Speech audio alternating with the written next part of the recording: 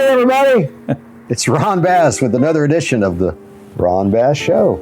It's your source for inspiration, encouragement, motivation, and other stuff. Yes. Joining me today, as always, Mr. Brent Atterbury, our marketing guru, Mr. Producer himself. Well, Glad to be here. Thank you. Glad to be anywhere. Glad to be anywhere. We're alive. That's it, man. At any rate, appreciate all you guys writing in with your comments. We're going to talk about some of those today. And we're going to talk about mentorship. You might ask, why mentorship? Why mentorship? Well, I'll tell you why. My black belt called me up today and we had a really nice discussion. And he asked me this question. He said, Ron, what is it about you that gives you the motivation to stay the course? You know, why not give up? Why do something that's not particularly comfortable and stay that course? I said, I think a lot of it has to do with mentorship. You know, the law of psychology we talked about is one of the laws is that you become who you surround yourself with. So I think in my case, going back many years ago, my mother, she was a stalwart. She was very stubborn and she had a great work ethic. So when you're a little boy and you see your mother that way, it just sticks with you. And as you grow older, of course, you just become that person. And I think influence is so much of everything. And then on the same page, if you talk about somebody that's failing and going down the wrong path, if you just look at the group of people they hang with, usually that's the answer. I'm not saying this is 100%, but I bet it's more right than wrong. I would say that regardless, it's a good insurance policy to hang around good people, motivated people, successful people in their own right, whatever that is. And then not necessarily professionally successful, but as a person. Do they have good ethics? Do they have good morals? Are they a good person? Are they mean? Are they good natured, et cetera, et cetera? So mentorship is extremely important. And I think when you're young, that really sticks with you. Now, as you get older, you're going to have other mentorships, other influence. Like in my case, my speech coach, I remember in high school, he was a tremendous influence, Mr. Bob Ballou, if he's listening. He helped me to have a lot of confidence in myself. We used to do speech and debate tournaments. And I'm the last guy in the world that wanted to compete. I didn't have that kind of confidence in myself. But he was always there to support me and help me and encourage me and give me good information and coach me. And I went on to do a lot of speech tournaments and debate tournaments and oratorical contests in high school. That helped me a lot, gave me a lot more confidence than I ever had before. And then, of course, I went on to becoming a business person. And then that's what I've been doing for a lot of years. And then about 10 years ago, I met my jiu-jitsu coach, Luis Rubalcaba, and he is some kind of guy. He's the kind of guy that doesn't ever believe in giving up or quitting, and always trying to improve himself, never accepting where he's at, always wanting to get better. And rather than go into a long dissertation about that, the point I'm trying to make is that there again, mentorship is just so important. I see you nodding your head over there. You must have something to say about that. No, I'm in total agreement. Man, finally somebody that agrees with me. I can't believe it. It's amazing. Ding, ding, ding, ding, ding. Well, you've probably had a lot of mentorship in your life. I have. Good positive mentorship, yeah, like your father. It's just, it can't be, I can't say enough how important that is to help mold and form your thought processes, your attitude, your outlook on life. It really, really, really is super important. And I mean, you can talk about how someone says, I used to live in a bad part of town and there were gangs, and so everybody was gangs. And once I moved out, I moved forward in life, and right there, you hear that all the time. So that when they got out of the bad situation, that things were much better. It almost sounds too easy, but I know. What's not easy is breaking out of a particular lifestyle. Mm-hmm. Like I know when I was young, and I hate to say it, but my father had a drinking problem, my brother had a drug problem. So in spite of my great work ethic, in spite of my stubbornness that my mother gave me, I've developed some drug habits. And back to what I said, you become who you surround yourself with. So to get out of that loop was very, very difficult, but I wasn't going to give into that. I knew if I stayed on the drugs, I would never become who I wanted to become. And to me, that was the more important of the two things. I had to go through a lot of uncomfortableness to kick the drug addiction to become successful enough to become who I wanted to become. So when we say all these things, guys, we're not trying to make it sound like it's really easy. It's not easy. It's not ever going to be easy. Success is never going to be easy. What say you, sir? No. Would you like to expound upon that? Well, if you want me to. Well, I dispatch a service earlier. Okay, go right ahead. Okay, thank you, sir. And not everyone is in a situation where they were surrounded by good people. So you're right. How do you get out of that? How do you change and get yourself surrounded with the right people?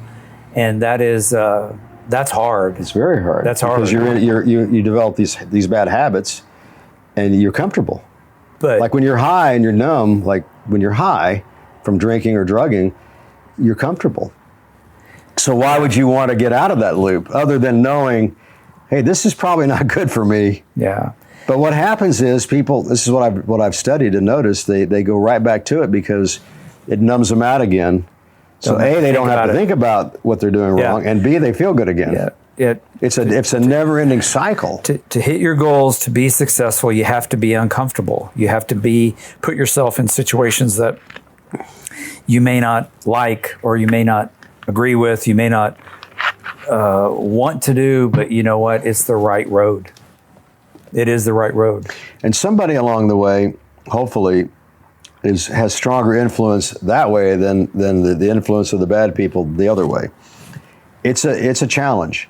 Mm-hmm. And I don't want anybody out there to think that, hey, Ron's got all the answers. No, I don't.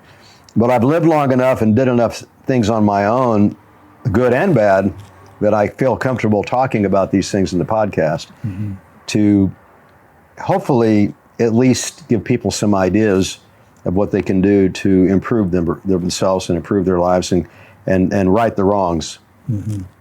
And there again, it's never going to be easy, but to me, you have to do that. If you don't right the wrongs, you're never going to become who you're capable of becoming, which is to be a lot more successful than you are right now if you've got all these bad habits. And it's not just drinking and drugging. It might be maybe you're a womanizer. Maybe you're chasing women. If you're a woman, maybe you're chasing men. Or gambling. That's another problem. Gambling is, people don't talk about gambling very much, but it's a huge problem. And I get it, that it's probably the thrill of the excitement of the possibilities of winning, and that just drives the endorphins and makes you crazy wanting to keep chasing it. Well, with online now, it's getting worse. Even worse. Because you can just get on your computer and go, and you can gamble your life savings away in minutes. So I know I talk about it all the time, but the one thing that helped me probably more than anything was exercise. Why exercise? Well, because first of all, that's a good habit that replaces a bad habit. And physically, you're going to improve yourself. Your blood pressure is going to be better. Your heart's going to be better. Your brain chemistry is going to be a lot better because you're going to have the endorphins, which is a natural high. And you're going to think better, and you're going to sleep better, and you're going to look better, and you're just going to be better. Is that the only solution? No, but it's a big piece of the puzzle, in my opinion. I've got a student who is like 100 pounds overweight right now, and he is struggling to have the discipline to go to the gym. And I said, well, here's the deal, man. Either you find that discipline and struggle and overcome it, the difficulty, or face the fiddle that he's already got diabetes. You're going to get sicker and sicker and sicker. You're not going to live a long life, and what life you have left is not going to be healthy. And you got to think about that. When I go to the gym, I always think, I don't really feel like going to the gym. I'm busy. I'm frustrated. I've got things on my mind. I'm distracted. And then I say, no, Ron, you have to remember how you feel when you finish working out. You have to remember how well you sleep. You have to remember how well you're able to concentrate and think things through during the afternoons after you work out. All these are benefits if I just put my feet to the grindstone and push forward and go to the gym and do my workout. It's not like it's going to kill me. You have to talk to yourself. Self-talk, guys. I told the story about when I get on the Stairmaster. I try to do 20 minutes on the Stairmaster, which is like 60 or 70 floors of walking up, right? And I have to say to myself, okay, if I could just get to 5 minutes, okay. And then when I get to 5, I'll say, can I get to 10? Okay, it's tough, but can I get to 12? Okay, I get to 12. Okay, let me try to get to 15. Let me try to get to 18. Let me try to get to 18 and a half. Let me get to 20. And then I did, and I get it. And is it easy? No, it's not easy. People look at me and go, oh, that's so easy. No, it's not easy at all. In my jiu-jitsu career, people say, no, it's not easy. But it's going to be a lot worse if I don't participate. Because when you're old, if you don't work out every day, you're really screwed. When you're young and you don't work out every day, you're setting the pace for yourself to get to not be able to be healthy later. When you're young, you can get away with a lot of stuff. It's going to catch up with you. Yeah. It's just going to catch up with you. Do people look at you funny when you're talking to yourself? Yes. Oh, good. That's a good one. Mr. Dry Humor over here, his father's a professional comedian, so the apple doesn't fall far from that tree. Yeah. And then I'm into dry humor now, too, thanks to this guy. Yeah. I had a good one the other day. People were looking at me like, last night at the gym, one of my students kind of got a little rough with another student. And the student yelled, kind of got mad, and because he thought that he hurt him. And I said, okay, guys, just calm down a little bit. He didn't mean to do that, yada, yada, yada. The guy kind of stormed out of the gym. So later on, I walked up to the student and I looked at him with this real stone face, and I go, hey, man, calm it down. He looked at me like he was like, oh my God, Ron's getting, he's upset with me. And then I smiled, and he goes, you son of a gun. He said, you said that with such a stern face. And I said, come on, man. It's dry humor. I said, I said, that's just the way it is. But at any rate, so much for that. Okay, one other quick thought, then I'm going to address some of these comments from the subscribers. We talked about earlier change. Change is good, whether it's good or bad change, because if it's bad, it gives you another reference point when you're trying to improve yourself. And if it's good, of course, you're going to benefit immediately. So I don't care if it's good or bad, guys. Change is really important, and you have to go through it often to get your life on track and to stay focused on your goals. I see you acting like you want to say something. No. No? I fooled you. You fooled me, turkey. I'm just caught up in all of this right now, so I'm taking it all in. Caught up in the wow. Yes. He's caught up in the wow, ladies and gentlemen. Wow. Gentlemen. Okay. On a kind of a sad note, one of my subscribers said to me, hey, I'm very depressed.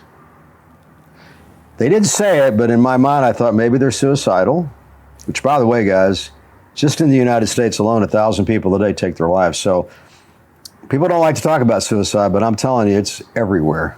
And it happens all the time. And if you really analyze it, why would somebody kill themselves? They're at a point where that's the only way they feel like they can get relief from the mental torture that they're experiencing. That's a whole nother topic for a whole nother day, but I'm just throwing that out there. It's not like people do it just to do it. I mean, they do it because to them, that's a solution. Now, getting to that point, trying to avoid that, getting some help, yes, I understand all that, but I'm just trying to make a point that it's not like it never happens. It happens a lot. Okay, so they feel like they have a very empty void in their heart. And yet they say they have a life that's pretty successful. So they're very puzzled as to why this is the case. Now, it is puzzling, because if you've got everything going for yourself, and you feel like that, a couple of thoughts. One, probably some kind of chemical imbalance going on in the brain, that maybe you don't have any control over. That's one thought. Second thought is that maybe there's something going on that's deeper than you're willing to talk about or think about or express or forgot about, or something's going on really deep in there that makes you feel this discouraged. Regardless, a couple thoughts. One, I probably would seek out some professional counseling if that's the case. I know I have in the past, and I had to go through a lot of different psychologists and psychiatrists to find somebody that I could really sink my teeth into, somebody I could really feel good about. I'm another mentor. And this particular person taught me more in like 2 or 3 months than all the other doctors taught me in like 10 years. So wow. You just have to stay on the hunt, guys. You have to find somebody you can really talk to and get along with, and to give you the right kind of medical advice or psychological advice. That's number one thought. Number two thought, of course, exercise. I always felt less discouraged and less depressed when I exercised. I think it's a chemical thing in the brain. So there again, an hour a day, it's going to help you a lot mentally, psychologically, physically, and it's going to help your pocketbook too, because you're going to be more motivated. You're going to have more ambition to follow your goals in your profession or in your business. So keep us posted on that. I'd be curious to see how maybe in the next few months if you have any improvement. That's my advice, at least for today.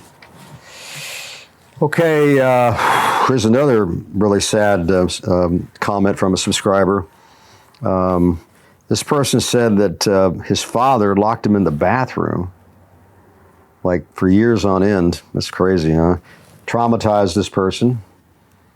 That's really screwed up, man. But this kind of stuff happens, and it's terrible. When you're a kid, you got no control over anything. You're the victim of the process. Mm-hmm. And this person was saying that even today, it's hard for them to even go to the bathroom and be by themselves, which I can relate to that. I mean, that makes perfect sense, right? But there again, though, I think possible counseling, maybe not a psychiatrist, maybe a psychologist, where you can air all this out and get it all out on the table. It may take many different sessions. And then again, back to exercise. If you go to the gym every day, at least you're going to feel good about yourself. And you're going to feel better physically. You're going to feel better emotionally. You're going to feel better psychologically. There's just no easy answers to any of this, guys. There's just not. There's no magic bullet.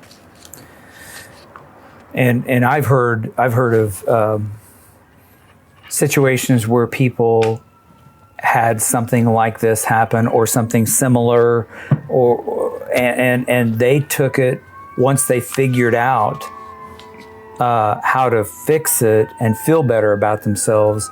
Then they became an advocate and volunteered their time to help others that didn't know what to do, that went through that situation. So if you want to look at this as a way to channel some positive energy, I think learning about what is going on, how to correct or fix it, then you can turn it around and help others. All right. Another subscriber said to me, his friends are ruining his life. They're just so, there's really bad influence and very mean-spirited. And so my simple suggestion to that is eliminate those friends. You're better off to be alone is to be around people that are going to be negative and make you feel bad. Yeah, and it's hard to do that, walk away from that. But I think you have to, though. I think also searching for other friends too, and that could be in the workplace. It could be at the gym. Gym is the best place. It could be at something that you enjoy doing, whether it's a hobby or something that you get in front of other people and be around other. Another people. One of our subscribers said to me they have very low motivation. And they're wanting to know how to be more motivated. Well, there again, you'll find that if you go to the gym every day, I know I sound like I'm repeating myself, but you will have much greater motivation. There's a friend of mine at the gym that was in a war. He's a soldier, and he came back really screwed up. And we had long talks. And it was usually along these lines. And I would say, hey, man, you got to be, if you're in the gym every day, you're just going to feel better, man. And so over the course of maybe a year, we would talk. And now he says things to me like, man, I'm so glad I'm in the gym every day and I feel so much better. And he said, I still have some issues, but I sure do feel a lot better and I'm feeling better and I'm lost a lot of weight, yada, yada, yada. So look, there's nothing perfect, guys. If you're looking for a magic bullet, there isn't one. No. But the insurance policy is eat right, sleep right, work out, be around the right kind of people. Those are all insurance policies that are going to make your life a heck of a lot better. And of course, listen to this podcast every week. I did want to mention too, taking a small goal that is attainable. Good point. Don't do things that are not realistic. Taking a small goal and working hard to achieve that, then you can work on maybe 2 goals, or you can work on a little bit bigger goal. Yes. Some people aren't motivated because they don't know what to do. Yes. They don't know how to get out of what they're in, or how to better themselves, or how to get in a better place. Yes. And I think setting small goals, hitting them, gives you that confidence to continue and keep working. Yes. Accomplishment is the drug. So even if it's a small goal and you accomplish that goal, it's powerful. And if you keep doing that, and like I set goals all the time, but I particularly set 2 major goals every year, as you know, on the back of a business card, sign it, date it. It becomes a legal binding document to myself. And then at the end of the year, if I haven't hit it, I reset it for 1 more year. So, but those are major goals. You can set small goals every day and just write them down and like, hey, I want to lose, 5 pounds this week. Or hey, I want to, instead of running a half a mile, I want to get to where I can run a full mile. Or instead of doing Stairmaster for 20 minutes, I want to get up to 30 minutes. Whatever it is. Or hey, I want to train martial arts 3 nights a week instead of I'm just coming in 1 night a week. Those are goals, small goals, but they add up. And the way you feel about yourself is everything. We talked about that last week. Your self-image is everything. If you're not feeling good about yourself, you've got nothing else is going to be good in your life. It's just not.